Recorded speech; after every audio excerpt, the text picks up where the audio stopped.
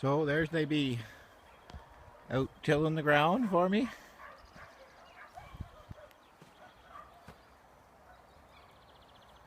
Some of them are having a little rest.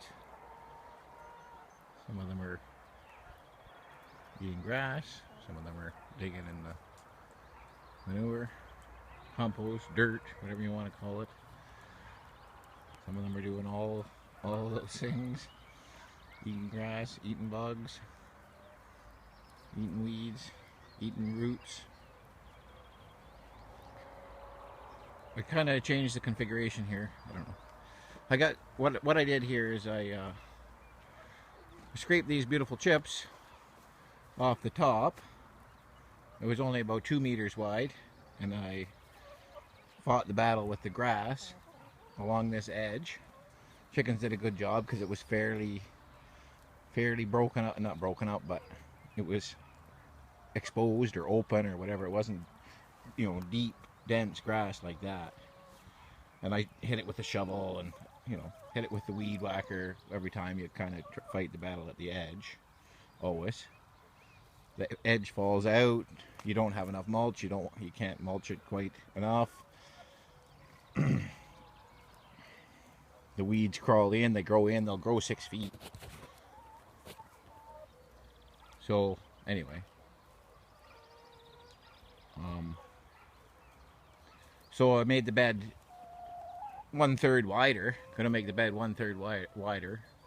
See my excess there, and whatever. This land here kind of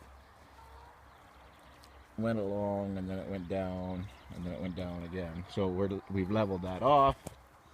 The chips and the manure softened the ground below. It's good soil underneath. It just soaked it with nutrition from I kind of liked the plan. The idea was that they would just till this up for me, and I just scatter seeds, and beautiful crop would grow here, and I would harvest, and then they would come back, and then they would, since they did the tillage, they would clean up again, re-till it. I plant vetch or whatever, depends. I'm not going to plant sweet clover there, but I might try to get sweet clover here and in this strip instead of this grass. I'm sure they'd love sweet clover better. This area has been kind of a roadway, so it's been abused in the past, and we still need a path. Someday it's going to be a pathway, hopefully only half as wide as the roadway. You can see it going off there. Anyway, I should finish this little story. So I raked the chips off because I didn't want them tilling that. There was like 4 or 6 inches. It's the first time we're building soil here, so you need a lot. But then the next spring, it's a battle. It's been a battle to get through it, and then you get here we are in almost the 1st of May. And you'll see everywhere in Hungary and all around the world with the same temperature and climate and all of that, longitude and latitude rather, not longitude. This is what you see, just bare, dry. We haven't had rain, serious rain, in a month.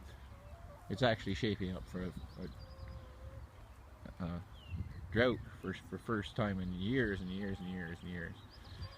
So I scrape back these chips, rake them back, and it's not bad if you're just planting. If you're planting a big seed, but I scrape down into this beautiful soft. Well, not soft because it's so bloody wet. It's cold. It's 10 or 15 degrees cooler than that. That land is not hospitable for anything, for bacteria, for ants, for snake. A bird. The birds don't go. The birds sit here and eat my worms all day long. The wild birds, you never see them there. There's nothing there. It's dead or dying. It's too hot. It's too dry. There's no, maybe 6-8 inches down. There's a bit of moisture, but there's nothing there. Not even the weeds, which it's their prerogative to come and cover that. They can't even come. It's the apocalypse. It's the uncovering. It's completely against all laws of nature and of creation. So I didn't like to do it, but these areas I want to plant grain crops. I have some naked oats. I have some quinoa. I wanted to plant them somewhere else, but it's just, you know, you can't get everything done at once. I could have easily just raked that back and planted rutabagas or corn or tomatoes, any little lettuces or anything. I could have, you know, it's.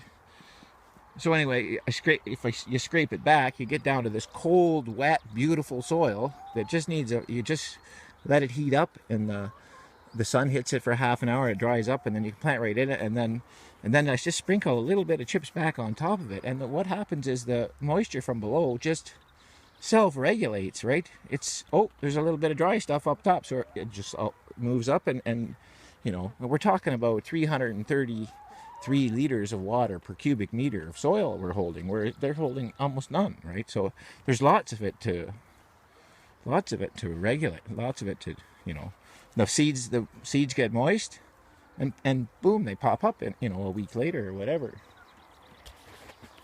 So again, because this is a kind of a grain thing, I'm gonna plant it by hand. I might even scratch out a little row and plant it one seed by a time.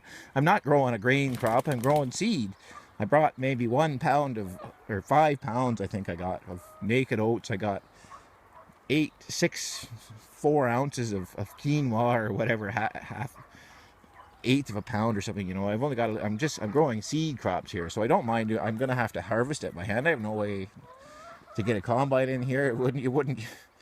It all has to be hand done for now. I'm just trying to get some seed from, you know, to build up our little seed inventory so that we have some to plant in larger areas and whatever in the future, and then we'll maybe sell the seed too or whatever. But right, we're just growing our own.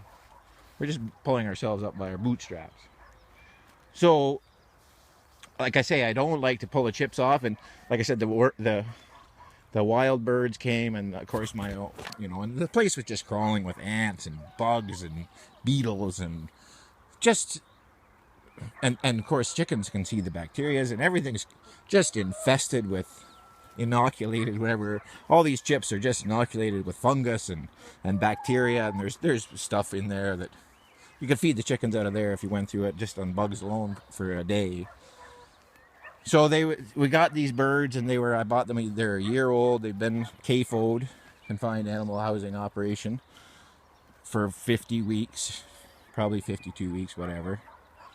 And then they feed them, they keep them so poorly that it's not profitable for them to even continue to feed them, because they have to get an egg every day out of the bird, or it becomes unprofitable. And once they drop to 80%, they sell them. So we bought them cheap. And they look terrible, absolutely terrible. They look like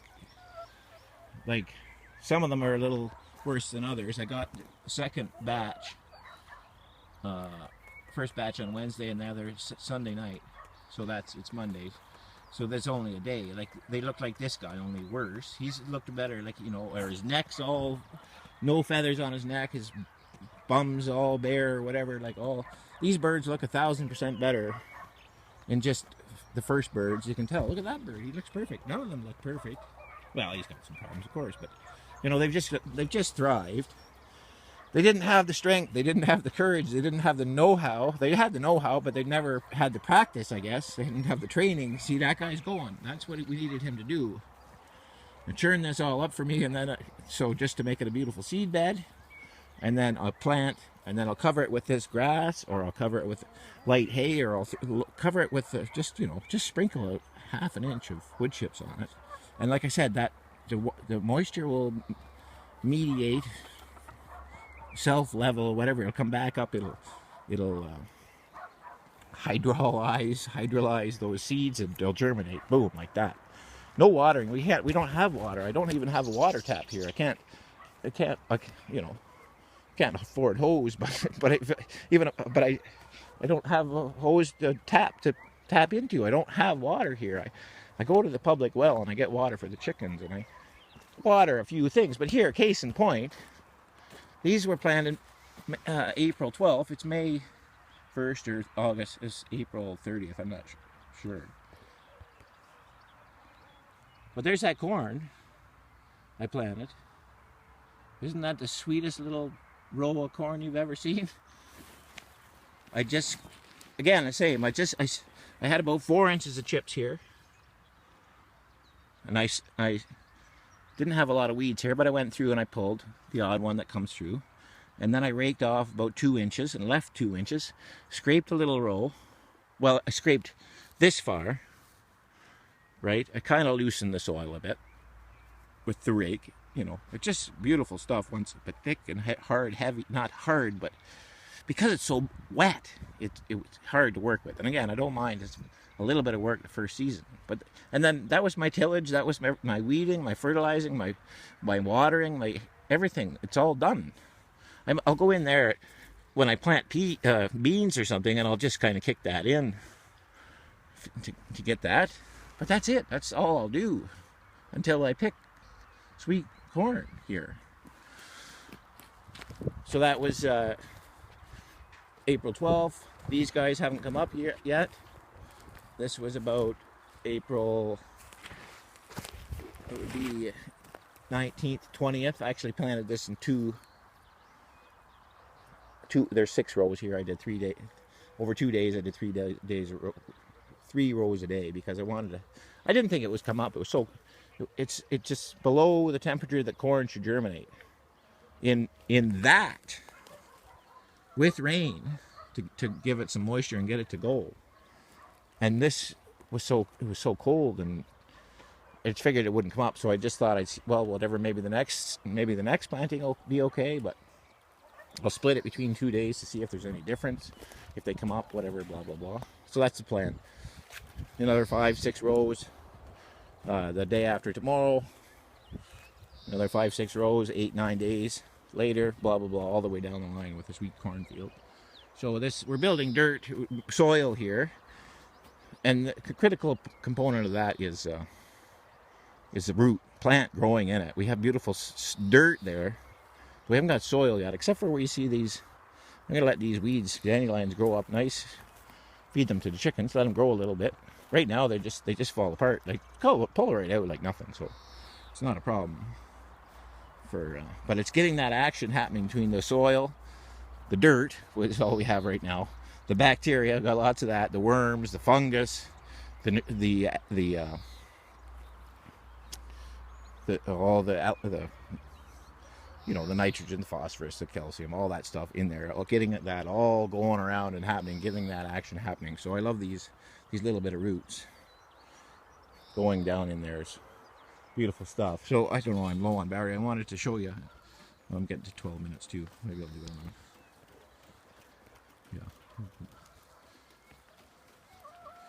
Yeah, they're out there working. Yeah. So they're perking up. They're gonna do their business. This first area, it's all right if I have to like rake it a little bit. It's not a big deal. They have loosened it up some, and the sun has dried it, so it'll be easy to work. I'll plant that section, and then I'll move the fence, and then let them stay at this whole area for quite a little while.